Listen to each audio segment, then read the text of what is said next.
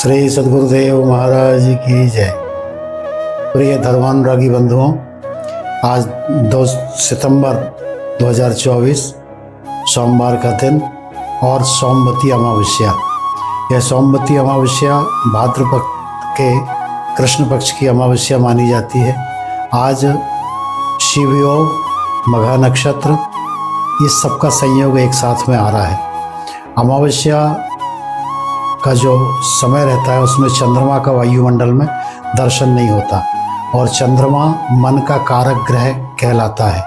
जैसे शुक्ल यजुर्वेद में कहा है, सुखारथि रस्वा निवजन मनुख्यान्य नीयते भीषुभिर्वाजिनैव रथ प्रतिष्ठन जद जिरन जविष्ठन तन में मनः शिव संकल्पमस्तु। जैसा एक घुड़सवार एक घोड़े को सुखारथि रस्वा निवजन मनुख्यान्य नीयते, जैसा एक घुड़सवार घोड़े को लगाम के माध्यम से और उसको अपने बस में कर लेता है, और ऐसे ही जहाँ वो चाहे वहाँ वह घुड़सवार घुमाते रहता है। ऐसे ही बालक, वृद्ध और जवानी, इस चीज़ से परे हमारा मन है। ना ये बूढ़ा होता है कभी, ना ये कभी मन मरता है, ना कभी इसमें बचपना जाता है, ना कभी जवानी इसकी समाप्त होती है। ऐसा सुखारथि रस्वा जीवन मनुख्यान्य नीयते भीषुभिर्वाजिनैव रथ प्रतिष्ठन जद चिरन जविष्ठन तन में मनः शिव संकल्पमस्तु। ऐसा प्रतिष्ठित मेरा मन शिव संकल्पमस्तु, अच्छे विचारों वाला हो।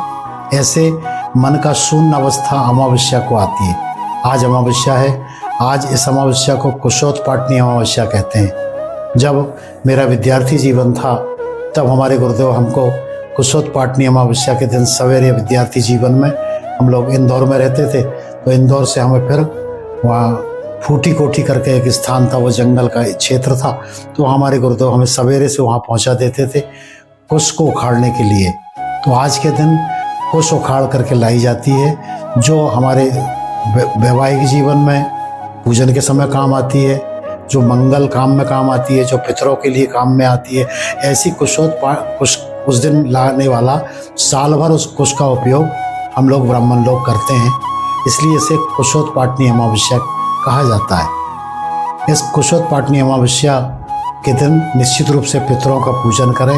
उनकी आराधना ना कर रहे हों तो 1 गिलास दूध किसी ब्राह्मण को बुला करके अपने घर में सुबह से शाम के अंदर जरूर पिलवा दें, तो भी पितृदोष में शमन होता है। दूसरा उपाय है, एक मिट्टी के दीपक में थोड़े से काले तिल डाल लें, उसके ऊपर थोड़ा सरसों का तेल डाल लें, उसमें कपूर डाल करके, और संध्या के समय, आज शाम को संध्या के समय जैसे ही सूर्यास्त होते हैं तो अपने दरवाजे के बाहर ईशान कोण में उसे जला करके रख दें, और बाद में जब वो भस्माभिभूत हो जाए तो उसकी भस्म को सब लोग अपने माथे में लगाएं, तब भी पितरों के दोष की शांति होती है। इस प्रकार आज कुशोत्पाटनी अमावस्या के दिन आप देखते हैं कि दरवाजे के दोनों किनारे में परसे की डाली तोड़ तोड़ करके रख दी जाती है। ये गांव का नियम है। ये हमारे छिंदवाड़ा जिला की बात मैं कर रहा हूँ, और भी आसपास के ज़िलों में ये कुशोत्पाटनी अमावस्या होती है। इस दिन बैलों को भी रंग से सजाया जाता है और उन्हें फिर गांव के बाहर तोरण बांध करके आम के पत्तों की, और फिर उसे तोड़ा जाता है। फिर घर घर में कई प्रकार के पकवान बनते हैं, और फिर नारबोध के माध्यम से हीरा पीरा, खांसी, खोखला, इस सब की विदा की जाती है, क्योंकि बरसात का अंतिम समय होता है ये, तो रोगों को भी रोग से मुक्ति दिलवाने के लिए बहुत अच्छा साधन माना जाता है। इस दिन पुरुषार्थ की प्राप्ति की जाती है। आज अमावस्या के दिन यदि आप ये हनुमान जी की आराधना करें तो पलाश का जो डाली तोड़ करके रखी जाती है, पलाश हमारे हवन के काम में आता है। चंद्रमा के हवन के लिए पलाश की लकड़ी को काम में लिया जाता है, पुण्याह वाचन इत्यादि में भी लिया जाता है। तो ये पलाश की लकड़ी रखने का ये मतलब होता है कि आज अमावस्या है और आज मन मरा हुआ है, मन वायुमंडल में चंद्रमा है नहीं, तो चंद्रमा मन का स्वामी है, तो मन मेरा मरा हुआ है। तो मैं जैसे अमावस्या के दिन निकलूँगा तो कई लोग शराब पीते हैं, कई मांसाहार के लिए ढूंढते रहते हैं, कई बड़गा मनाते हैं, कई सड़गा मनाते हैं। ऐसा मना करके तामसी वृत्तियाँ पैदा करते हैं। तो हमारे परिवार में कोई नकारात्मक ऊर्जा ना आए, इसलिए भी पलाश की डालियाँ तोड़ तोड़ करके दोनों दरवाजे पर रखी जाती है। इसकी भी मुझे शंका निर्मूल करनी थी। आप लोगों से भी निवेदन है कि ये मन का त्यौहार माना जाता है।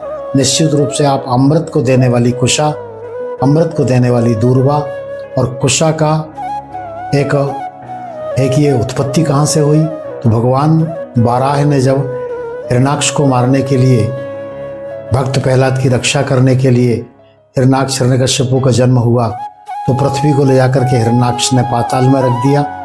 उसे पाताल से लाने के लिए भगवान ने वराह रूप धारण किया और वो वराह रूप ने पृथ्वी को स्थापित करने के बाद जब अपने शरीर को झटका तो उनके रोए, कुछ बाल के रोए गिर गए। उसी रोए से एक कुश का जन्म हुआ जो भगवान का रोया माना जाता है, अंश माना जाता है।